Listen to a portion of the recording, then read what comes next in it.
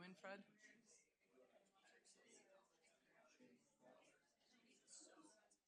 Huh?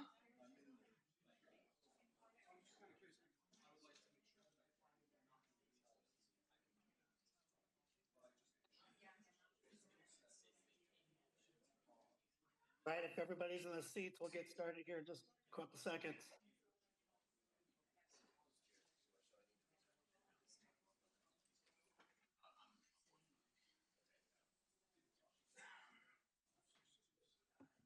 All right, well, good evening, everybody, and welcome to the regularly scheduled Evans City Council meeting for March 4th, 2025. My name is Mark Clark. I'm the mayor. I'll call the meeting to order. Please stand and join me in the Pledge of Allegiance. I pledge allegiance to the flag of the United States of America and to the republic for which it stands, one nation, under God, indivisible, with liberty and justice for all.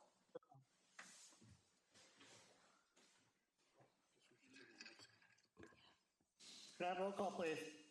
Mayor Clark? Here. Mayor Pro Tem Pletka? Here. Councilmember Johnson? Present. Councilmember Neal? Present. Councilmember Crabtree? Here. Councilmember Delaney? Here. Councilmember Fair? Here. All right, the next item on our agenda was the awards and recognition for the police department. However, we're going to move that to another date. So we'll do when we do the approval of the agenda, we'll have a motion to approve it as amended. So we'll jump into audience participation. Is there anybody in the audience that wishes to address City Council on any item not on the agenda or of a public hearing? If so, step forward to the podium. Please state your name and address for the record. I do not see anybody present, Mayor Clark. All right, so next item is approval of the agenda. Madam Clerk, any changes to the agenda other than removal of the awards and recognition for the police department? No, Mayor. All right, I'd entertain a motion.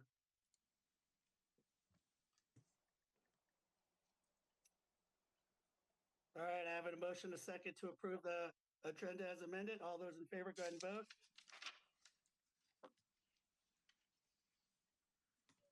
Oops.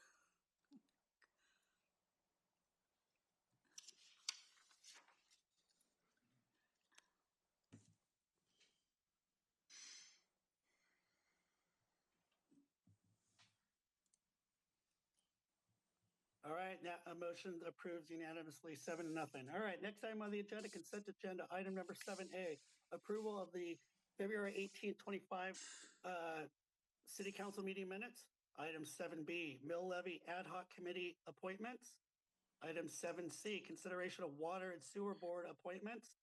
Item 7D, consideration of ordinance number 838-25 for the Sanger annexation.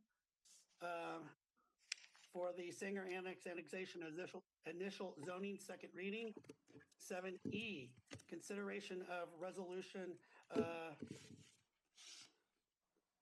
03-2025 terminating the development agreement between the City of Evans and the Evans Redevelopment Agency and Flexible Evans 2, a Colorado limited liability company. And item number 7F, an attorney-client agreement with Nathan Dam and Meyer PC. And I would entertain a motion.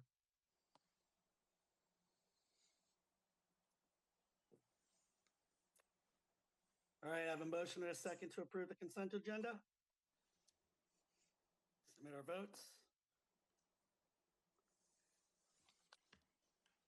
All right, and that motion passes unanimously 7-0. All right, next item under new business, item number 8A, public hearing considering ordinance number 839-25 concerning documents related to the construction and financing of the new police station and renovation of existing police facilities.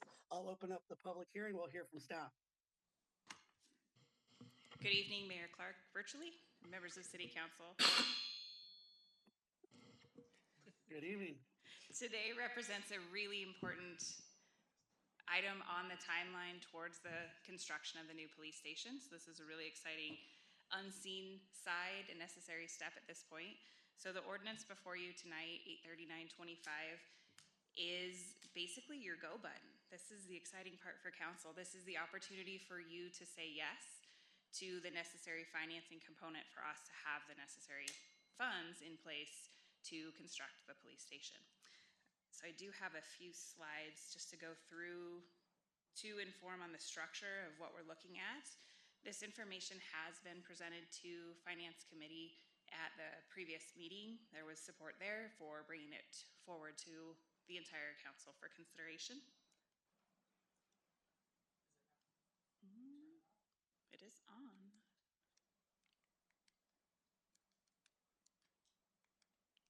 There it's going, thank you. So we do estimate the entire project cost to still be on track at a $35 million price point that is all encompassing. So clearly we've spent a lot of that in acquiring the site to the south of us, starting design operations, hiring our owner's rep, and a few of those due diligence services. The nice part about that $35 million cost is we have a few different buckets of money that we're using to make this possible. The first is that City Council years ago had the foresight to set aside $5.3 million out of general fund reserves so that staff had access to funds when we did find that perfect site for the police station. So $5.3 million has been utilized in part currently to start this process. We anticipate a little more than $4 million will be available in the food tax fund at the time that we issue this debt. That will be used to reduce the full amount that we would need to borrow. And we anticipate then about $26 million is what we will be borrowing in forms of certificates of participation to have the funds to construct. The estimated annual payment, we're targeting about $1.5 to $1.7 million.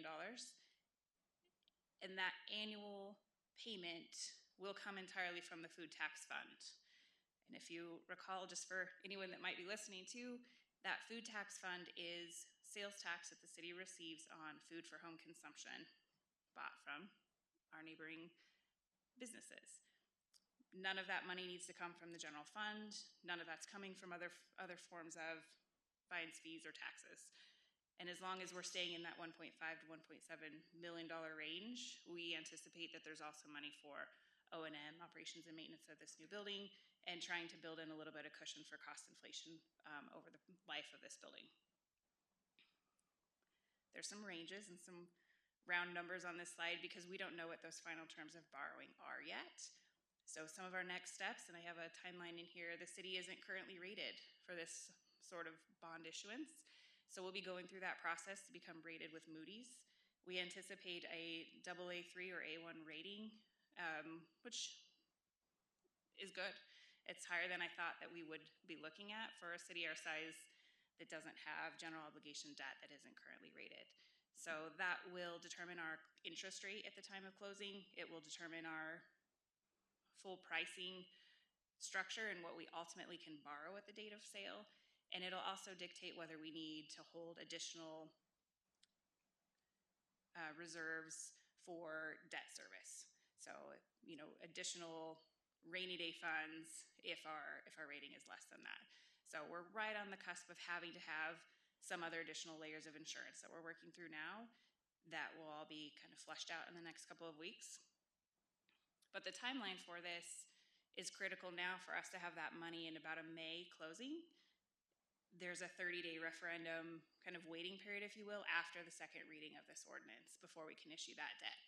So we're kind of working backwards to make sure we have everything in place on the financing side long before we break ground. I mentioned certificates of participation. That is our financing structure for this. It is a lease purchase agreement, which differs from a full general obligation debt instrument, for instance.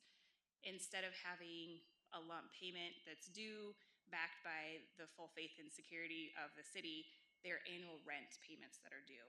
And so it's up to us at the city to ensure that we are including in the budget and appropriating those annual rent payments each year.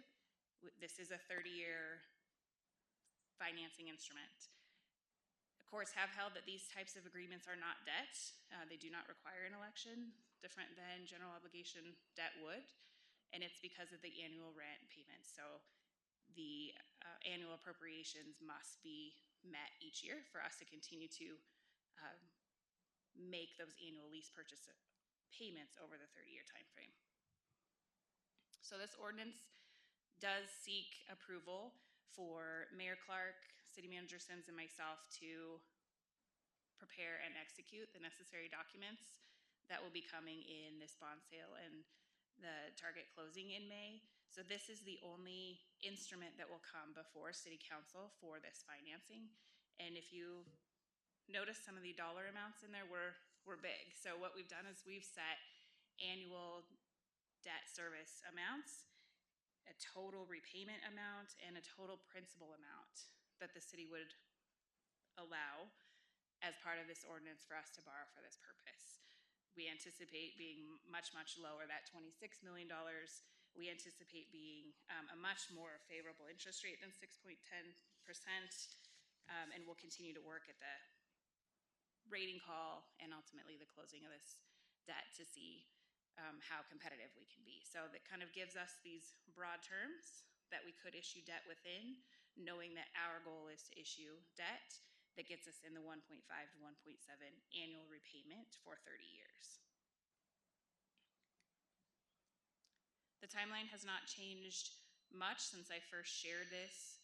We're a couple steps in. We'll be working the rest of this month to prepare for presentation to Moody's to obtain that rating, working on finalizing some of their final offering documents and looking at securing target pricing in late April and closing on these certificates of participation in early May. So again, we'll have the money before we need it for construction, and hopefully we've stayed ahead of the curve. There's still a lot of projects coming up in these next few months that will require some large financing efforts, and so we're thinking that we're still able to get some pretty advantageous rates because of the time frame that we're doing this to. With that, that ends my comments, and I'd be happy to entertain any questions you might have. Great, thank you, Jackie. Appreciate the presentation. I did put my request in there to speak, so hopefully it's there. Actually, Councilmember Delaney, you were first. Go right ahead. Oh, no, you can go first, Mr. Mayor. Oh, I appreciate it. So, Jackie, I have a question for you. It sounds like we're going to get a favorably good rating and everything like that. But however, if things change and something happens and our interest rate percentage is a little higher than anticipated, and I know right now we're anticipating $1.5 to $1.7 million payments over the year. What happens if those interest rates go a little higher and it pushes us up above 1.7 and and say 1.8, 1.9? Are we still able to afford going forward with this project? Yes, and we'd have to look at a couple other options. On the table are, do we reduce the total cost of the project to bring it down to still be within that 1.5 to 1.7 annual repayment range? We could look at additional funds that we may have in the food tax fund or in the general fund at that point that City Council may want to allocate towards this project to continue on a ideal dollar amount for this project. We aren't anticipating that to be a scenario that we will find ourselves in. We think we'd have a true interest cost of about 4.5%. Hopefully there isn't anything too crazy in the next couple of months that change that. But all the scenarios that we've built so far and our municipal financial advisor has prepared for us are fairly conservative, have a little bit of cushion built into them so that everything we're doing is trying to keep us within that range. All right, great. Thank you. Appreciate it. Councilmember Delaney. Yes. So mine is just some clarification, I think, for the public, because I got a little bit more information in Finance Committee. Can we discuss what a certificate of participation entails? As I understand it, we're basically putting our buildings up as collateral and then paying rent to them until the new police station is fully built.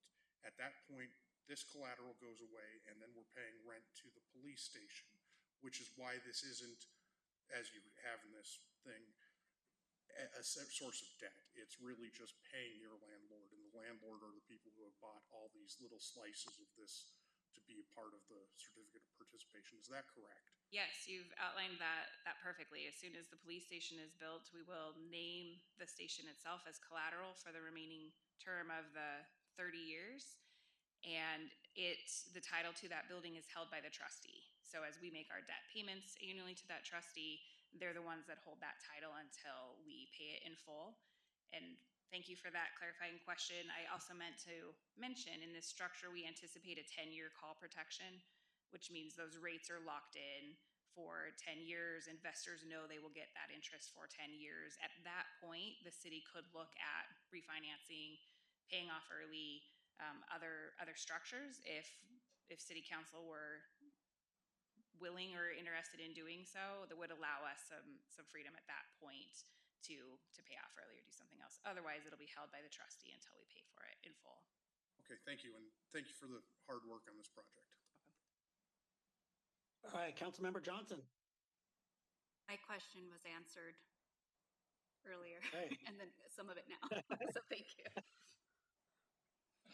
All right, seeing that there's no other questions, because this is a public hearing, I would ask if there's anybody in the audience that wishes to speak for or against this item, to please come to the podium, state your name and address for the record. I do not see anyone, Mayor Clark. All right, seeing none, I know there's no rebuttal from the city. We'll go ahead and close the public hearing, and I would entertain council discussion. Councilmember Neal, is that for discussion there, or was that for a question that just popped up? It's for discussion. Okay, go ahead, Councilmember Neal. I'm glad to see we're moving forward on this, although I think the cost has increased due to all the delays we've had with finding a site. I'm glad to hear that future councils can possibly look at paying this debt off or this lease purchase agreement off early. I would hope that they would entertain that if they've got the funds. It's always better to get this paid off as fast as possible. Great, thank you, Councilmember Neal. And I just popped my name back up there and as well. Councilmember Johnson, did you have anything to add, or was that for the questions? That was for the questions. And I do have a comment. I want to thank council and I want to thank staff for all their hard work that we put into this police station. I know it's been a long time coming. I know we've been working on this for a while, but I want to thank everybody for their patience and their due diligence that we did to find a great site for this. I know it's going to be a great thing for our community, and I know it's going to be a great thing for our police department as well. So thank you very much. And I'm so looking forward to this project starting to come more and more to fruition each and every time that we discuss it. So thank you very much for everybody. I appreciate all your hard work. If there are no other questions or if there's no other comments, I would entertain a motion. I do have a question. I just noticed that it doesn't update like when I was just as well. Yeah. I just wanted to say it's, well, I guess it's a question. It's mostly a comment to what was mentioned and what I had a question initially for. It's great to hear that in the event something were to change, that we have opportunity to find other, alternate ways to pay for it. And that was kind of like my concern. It's in the, if things were to change. So I appreciate you commenting on that. And I echo the comments that were stated earlier. Great, thank you. All right, if there's no other questions or no other comments, excuse me, I'd entertain a motion.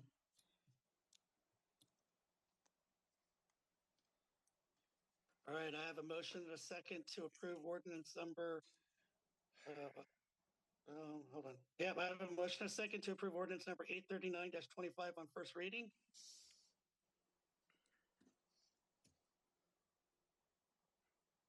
And that motion passes unanimously 7-0. All right, next item on the agenda. Let's see. We have consideration of a reimbursement agreement with Murphy's Oil USA Incorporated for a water main extension. We'll hear from staff. Good evening, Mayor and Council. Michael Hall, City Planner, Community Development Department. For your consideration this evening is the reimbursement agreement for a water main extension as associated with the Murphy Fueling Station that's just east of us. It's currently under construction at the southwest corner of US 85 and 37th Street intersection, and this was approved by a 2024 special use permit. That far? Subject water mains included within the approved construction drawings for this project. A separate site improvement agreement was approved in 2024 by City Council for all the other public improvements, so anything related to sanitary road improvements, curb gutter, sidewalk, those aspects. The water line aspect was separated out into a separate reimbursement agreement, which took a lot longer to negotiate and is finally coming to you tonight. For reference, the owner of the property is PW Evans LLC and the developer is Murphy Oil USA Incorporated. This agreement is being entered into under the premise that the developer will construct a 12-inch water main extension improvement, which would not otherwise be required for the developer to construct as part of the gas station project. The subject segment is part of the future 37th Street to 40th Street water line replacement project that Engineering and Public Works is working on, and it will be capped and plugged until the future connection is made as part of the larger capital improvement project. Upon the time that the water main is put in service, it will include service to the subject Murphy site, as well as to properties on both sides of Highway 85, and the existing water line will then be abandoned. This agreement was suggested by city engineering staff in order to take advantage of the active construction status of the site, and by installing this line now, it will significantly reduce future impacts to the fueling station, specifically eliminating the need to shut down operations for the installation of the line. The construction of the water main is targeted for completion by October 31st of this year. And Exhibit B within your packet contains a map of the improvement extent, and Exhibit C details the water line itself. The agreement has been signed by the owner and developer and is currently held by the city clerk. Regarding financials, the set maximum financial contribution from the city under this agreement is $231,014.05. As accepted by engineering staff based off the bid provided by Zernco, who's the general contractor for the project. Reimbursement shall be made within 60 days of final acceptance of the improvements by the City of Evans. The city has set aside an appropriate amount equal to the maximum reimbursement amount in the 2024-2025 budget. Staff recommends approval of this reimbursement agreement, and I'm happy to take any questions. Thank you. Great, thank you, Michael. Any questions or comments? And let's see here. I am not seeing any questions or comments, so with that being said, I would entertain a motion.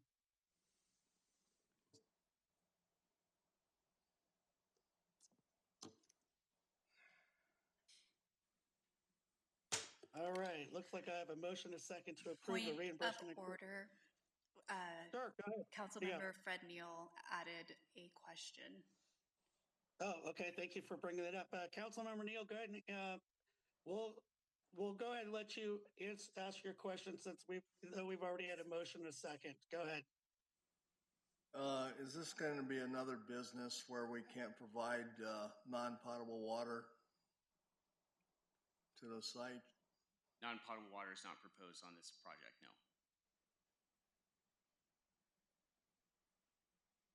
All right.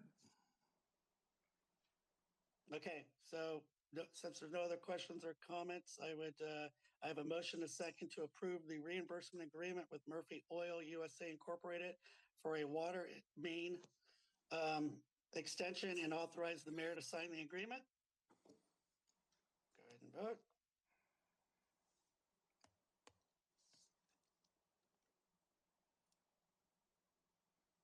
All right, and that motion passes 6-1. All right. Thank you, Michael. I appreciate it. Thank you. All right, next item on the agenda is item 8C, consideration of a construction management contract for the 2025 street sales tax major road project. We'll hear from staff. Good evening, Mayor and Council. Curtis Cunningham, Operations and Strategic Planning Analyst. This is for construction management for the major roads project that was passed on January 21st for the mill and overlay of 23rd Avenue, 17th Avenue, and the full asphalt reconstruction of Prairie View Drive. This is essential to make sure that the project is done on time before the school year starts next year and that it's done properly. There was a bit of a shorter time frame for the proposal this time. It was posted on February 14th and it did close on February 21st. We did receive 3 bids, with 2 of them not having the appropriate papers signed, and Roxall was the one that did have the bid that was accepted for $148,601.88.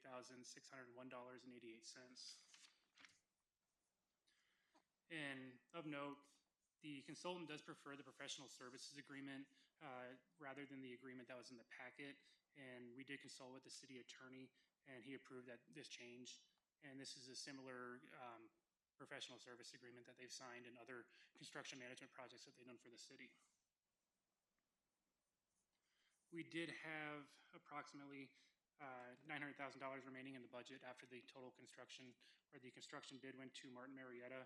Of that, we would have or use $148,601.88 and a contingency of $14,860.18 for a not to exceed amount of $163,462.06. Staff does recommend awarding the major road construction management to Roxol, and I'd be happy to take any questions. Great, thank you, Curtis. Any questions or comments for staff? Yes. All right, go ahead and just use your little request to speak that button. Go ahead, Councilmember Delaney. So, I guess I'm just a little confused. What was the, impetus for only having it on the bid on the streets for 7 days?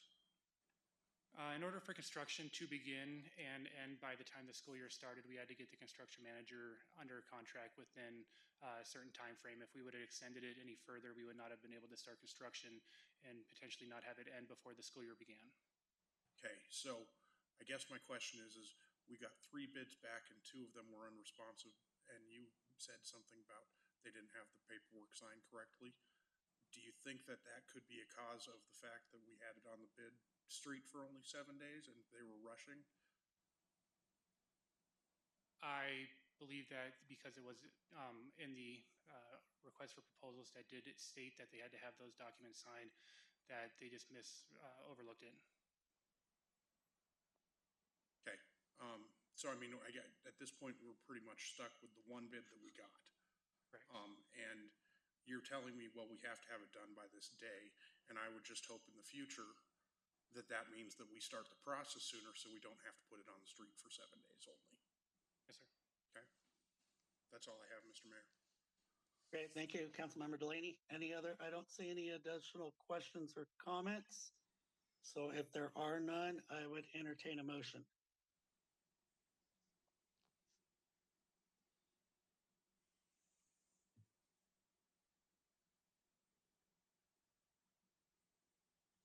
All right, I have a motion and a second to award the 2025 street sales tax major road construction management contract to Roxol Consulting Group Incorporated in the amount of $148,601.88 with a self-managed contingency of $14,860.18 for a not to exceed amount of $163,462.06.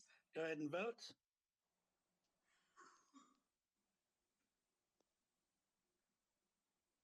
And that motion passes 6-1. All right. Thank you, Curtis. Appreciate it. All right.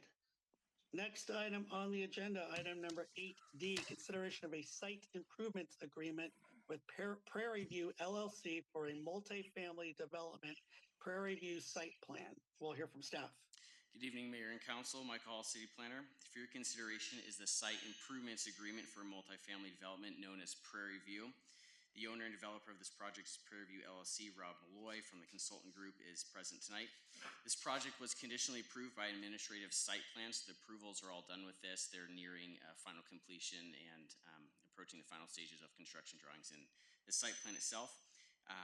And that was worked through in July and November as far as the site plan staff reports.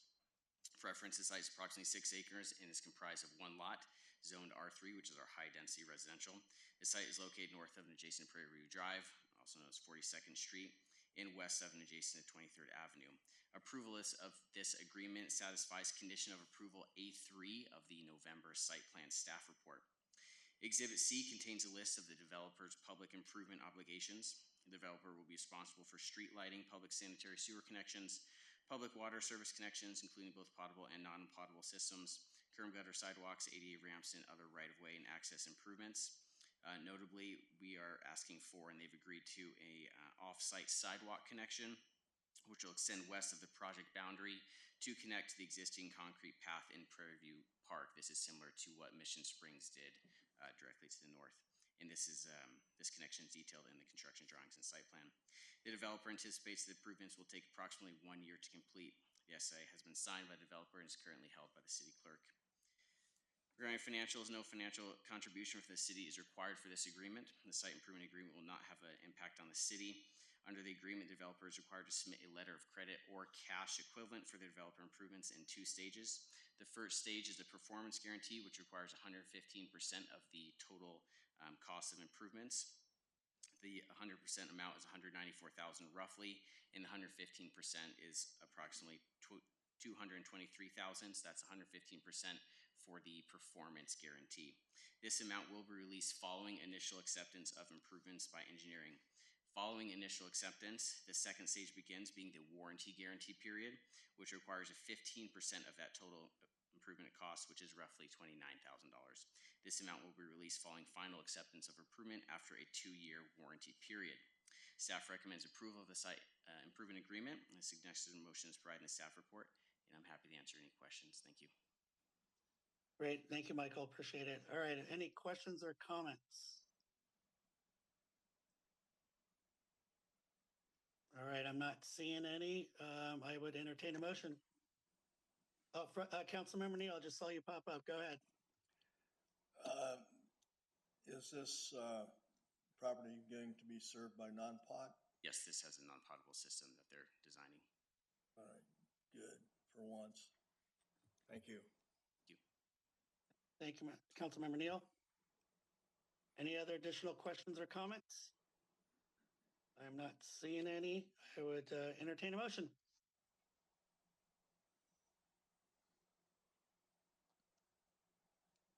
All right, I have a motion and a second to approve the site improvement agreement with Prairie View LLC, care of Jim Hargrave, for the Prairie View multi-family development site plan, and authorize the mayor to sign the agreement. Go ahead and vote.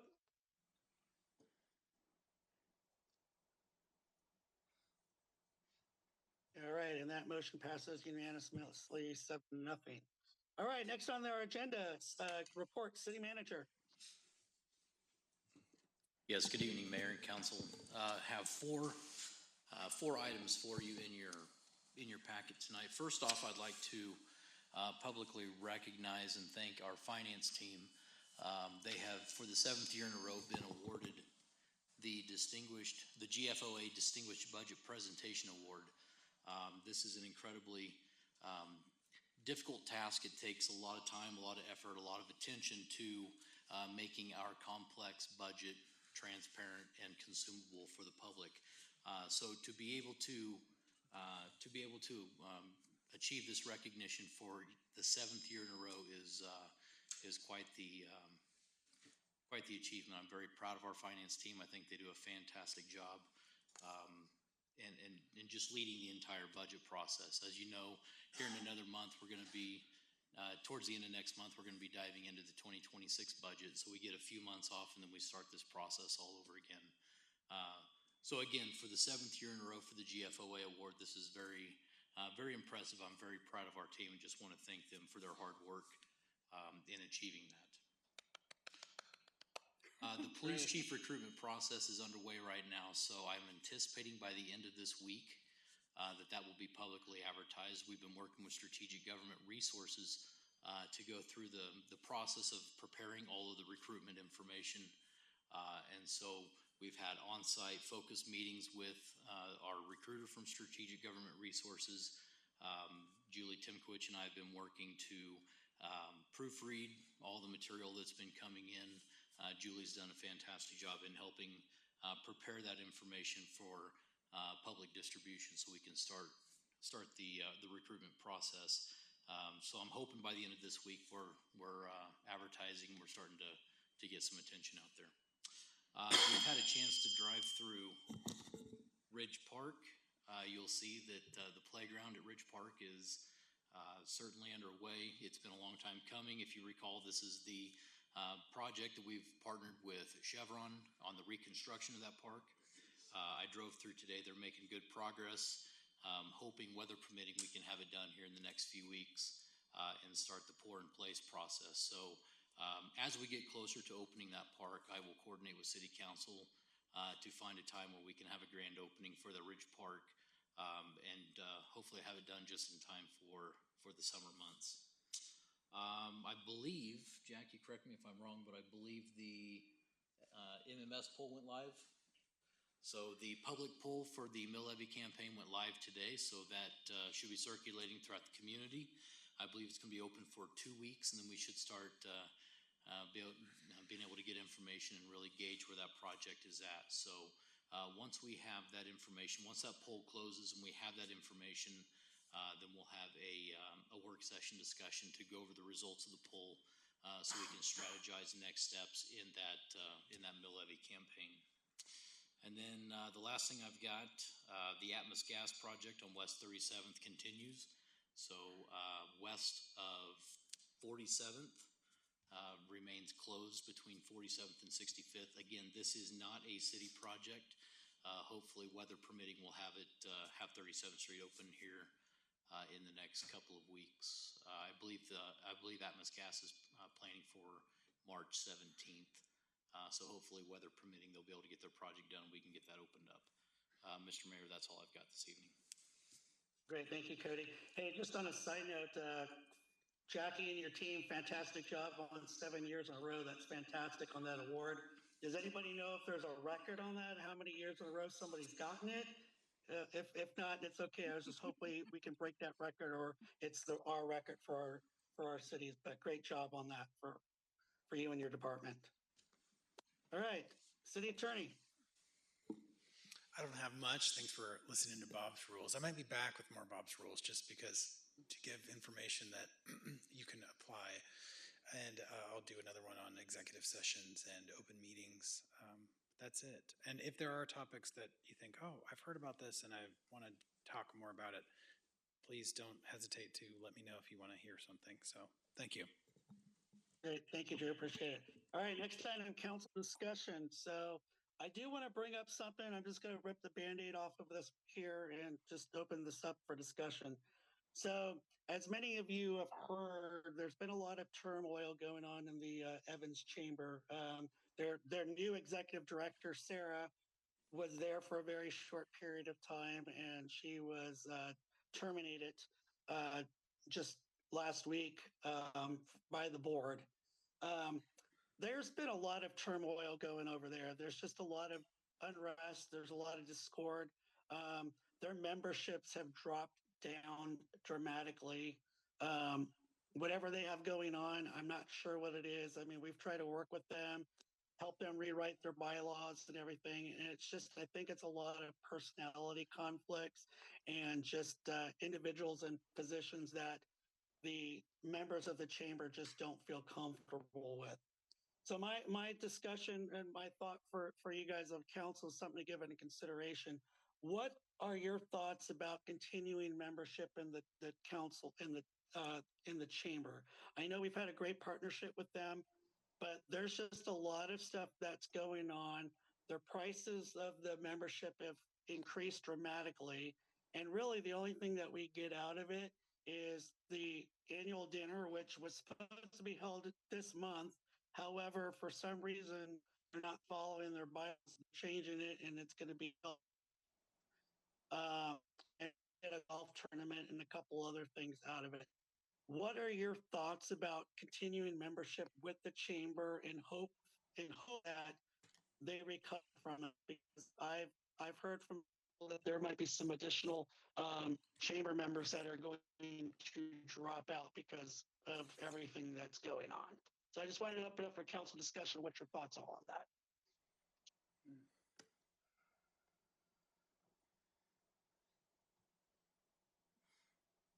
That's a tough one. That's a very tough one. It is. And like I said, I respect the chamber, and we've been a part of the chamber ever since I know, at least Councilmember Johnson and I have been on council. We've always been a part of the chamber. I know she served on the, part of the chamber. Fred has done it. Councilmember Spear, when she was on there, did it. Mayor Pro Tem Pleka serves on it now. It's really tough time for the chamber. Like I said, I respect the chamber. They do a lot for our community and they've been out there, but it's just concerning. My main concern is I hope the chamber continues. I just feel with the memberships down being over 100 and they're constantly not finding the right person or the person that they hire doesn't do exactly what the board wants. They really have no say and they're being, let go for whatever reason that the board determines. But I just think that we need to sit back and look at what our position is as a city with the chamber. So my viewpoint with that is we're here to support businesses and the chamber. Did you request to speak, sir? No, he could, this is open discussion. Open discussion. Okay, Yeah, open discussion. go ahead. Sorry. So, as I was saying, we're here to support the businesses and the chambers that arm to support the business. So I am reluctant to end a relationship with the chamber. You may have leadership changes, and it sounds like right now they're going through a low and they just need to figure out what's happening. Maybe a different approach is we maintain our membership and just become a little bit more active with it.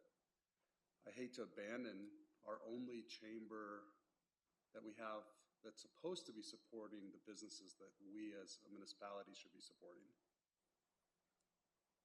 Understandable. And I agree with you on that. However, my thought process is the turmoils within the board. It's not the businesses itself.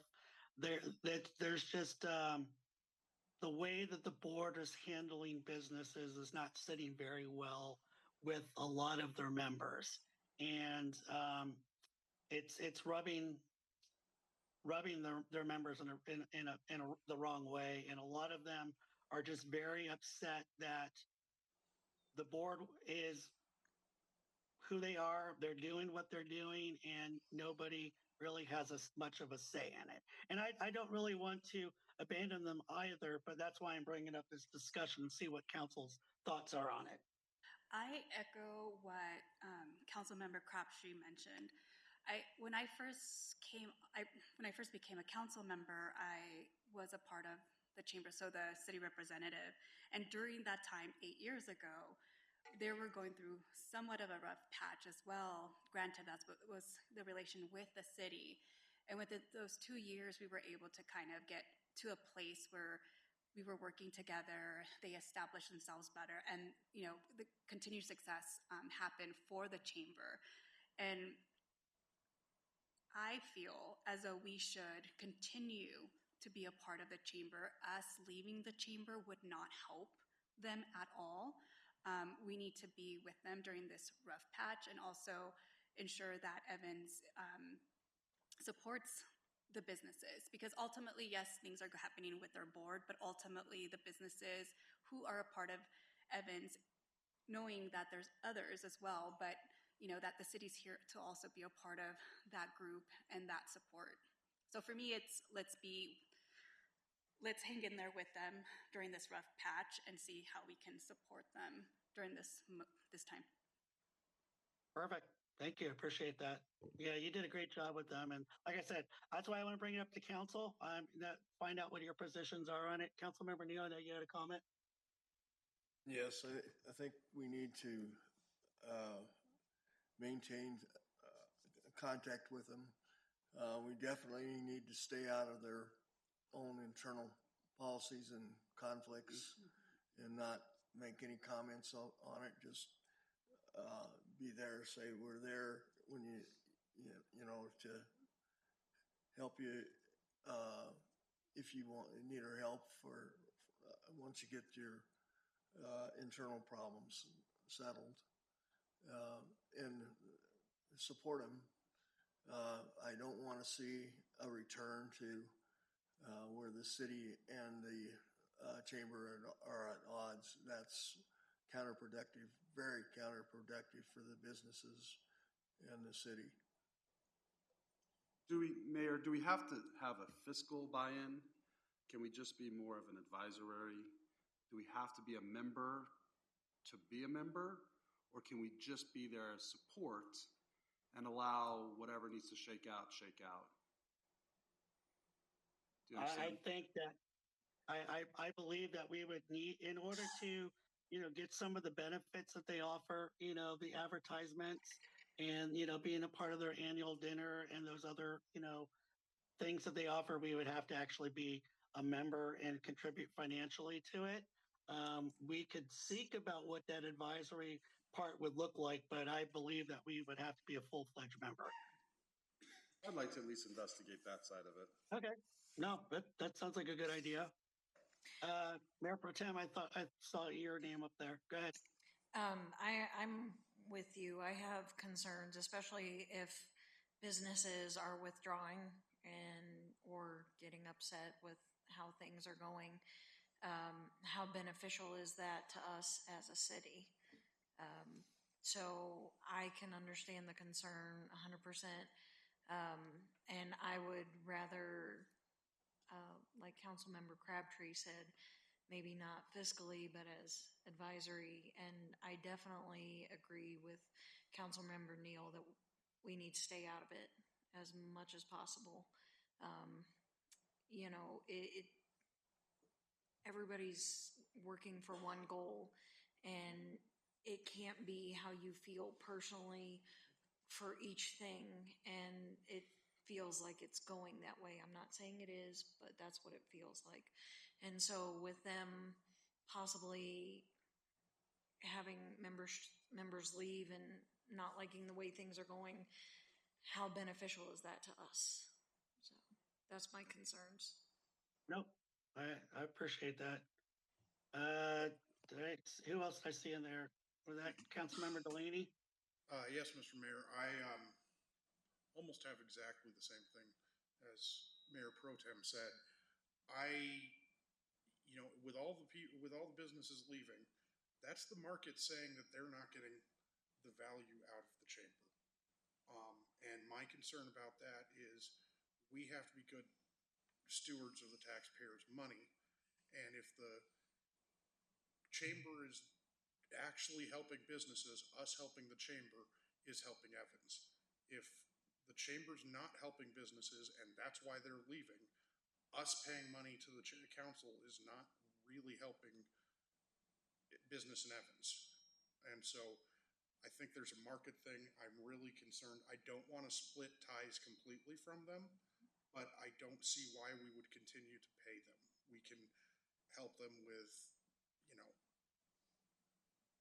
sharing information, so on and so forth. But until they get back to where they're clearly supporting businesses and businesses are wanting to join them, I feel like us spending money into it is a not great use of taxpayer money. Right. I would like to add some information to this.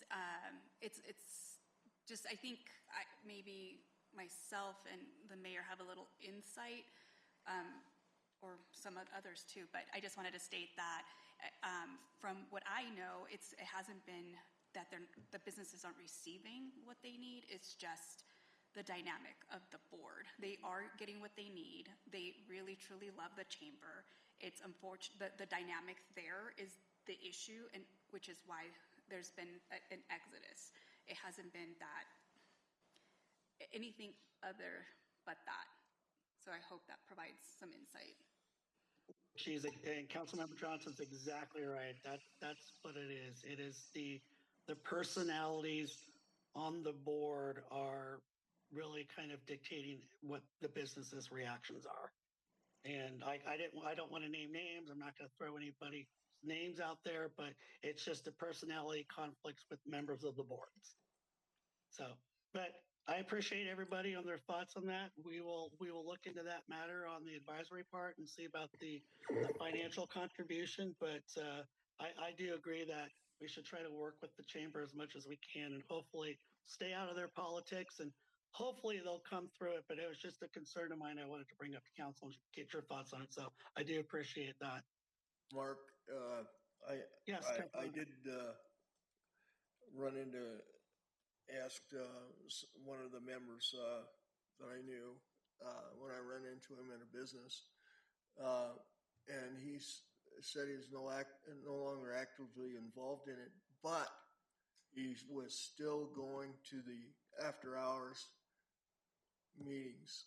So the businesses or some of the people that were actively involved with the board or on the board, that have disagreements have maybe left active participation with the with the meetings and things, but they are still going to the after hours, and speaking with other people, other businesses.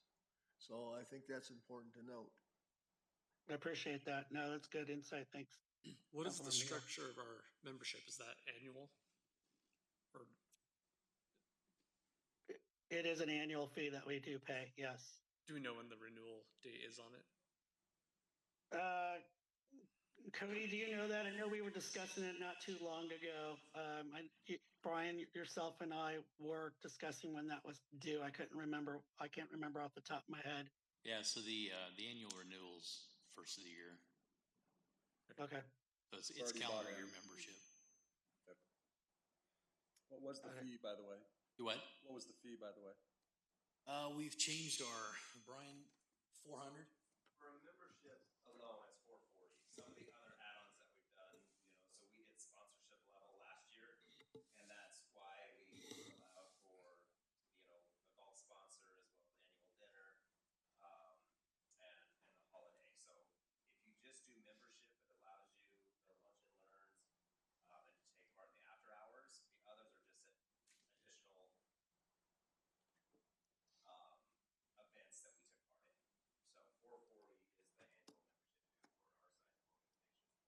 And if I recall, also the reason why we added all of that was because we stopped our membership with the city of Greeley, so we weren't paying that membership. So we decided to invest more into the events chamber. So it sounds like we have a lot of growth and movement. Okay. All right. Thank you. Awesome. Well, thanks everybody. Anybody else have anything for council discussion? All right. I'm not hearing any. So with I do. I apologize. yeah, go ahead. Yeah. I just wanted to mention that I did attend, as well as Councilmember Hare, the State of the City event for Greeley. It was great to see a lot of people there and see what they did and all the future projects that they have, and just be able to discuss and partake in that event was great, and also to represent the city of Evans there. That's all I have. Awesome. Well, thank you. Appreciate you both going to that. That's great. All right. If there's no other Mark? additional council, yes, go ahead, Councilmember Neal. Sorry. I got a couple of things. Now that we got some construction going on to get the McDonald's site cleaned up and the workaround road put in, I'd like to propose that the council think about actually closing off State Street. We're going to have some work going on over there anyway, and as a measure to pull those traffic lights out and maybe talk CDOT into coming back and coming in there and doing that and retiming those lights on 85 there at that intersection. I think that this was supposed to have been done 25 years ago, and if we could at least get that done, that would help with the traffic flow. And if we just go ahead and put some Jersey barriers up or something and close that north end of State Street off, we can later on determine what we want to do with the Randy Steiner site, how we want to work that, and when we have more information on it. But we've got two potential construction projects that are going to be started over there pretty soon, hopefully, on State Street. So, I'd like the council to give some thought to maybe just closing that north end off and asking CDOT to come in, remove those traffic lights and retime the intersection. I think it would greatly improve the east-west flow. And maybe they could lengthen the left turn arrows there for people trying to turn south and go to Quick Trip. I think that's a good idea, Councilmember Neal. I know we've had that discussion before. We can bring it back for council discussion and we can see if we can't get CDOT back to the table on that. I know we've been trying to do that for years. They allegedly made some improvements to that by adding that blinking turn signal light there at that intersection, but I still don't think it does any good. But I'm willing to re-engage that conversation and as a council and see about re-engaging with CDOT and see if they've changed their position. Anybody else good with that? I'm good with that. I've been asking for it for years. I'm good with that, but can I just get just the one thing of clarification? Where do you want Sure. State Street blocked off at? Right at the north end. At 31st Street? Yeah, 31st Street. Because we're going to be working there anyway, hopefully this summer, I hope, to get that work done that we've approved part of. And, if CDOT could come in, take those lights off at the State Street and on the west side of 85, and that eliminates a whole 2 cycles of that light having to wait. Right. Yeah, no, I think that's a good idea, Councilmember Neal. Let's go ahead and get that on a future work session and see maybe if we can't get staff to engage with CDOT and see if that's something that they're willing to entertain. Yeah, I'm definitely in favor of those access that, like you're saying, the Highway 85 access control plan, which was started 25 years ago or so. I'm getting that completed, making those intersections safer. Before we make any real hard decisions on that, I'd definitely like to hear from our engineering staff during that work session as to other proposed routes or something. I just feel like a dead end on State Street would really limit even probably economic opportunities along that corridor. We've done the same thing with Moffett and Heritage Inn here with closing the north end of the service road on the west side, so that McDonald's can, we can make the improvements for McDonald's set up. It's not a dead end. It's going to connect to 31st Street. But it's the only access to right now is to during the construction phase is to the south.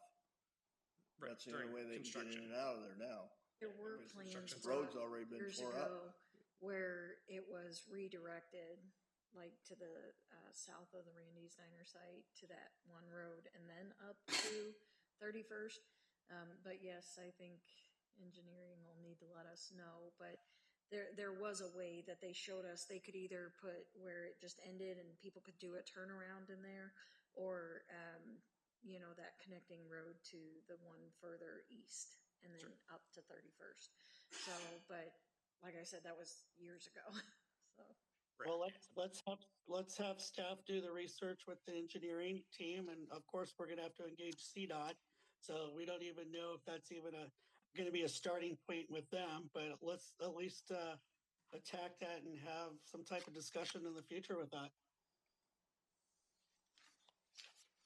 Just see what that looks like. All right. Any other discussion? All right. If not, we'll do meeting adjourn, and then we'll jump into the Evans Redevelopment Agency meeting in a minute. Let me switch Zoom sites, and I'll be on in a couple minutes, and we'll get started. Thanks, guys.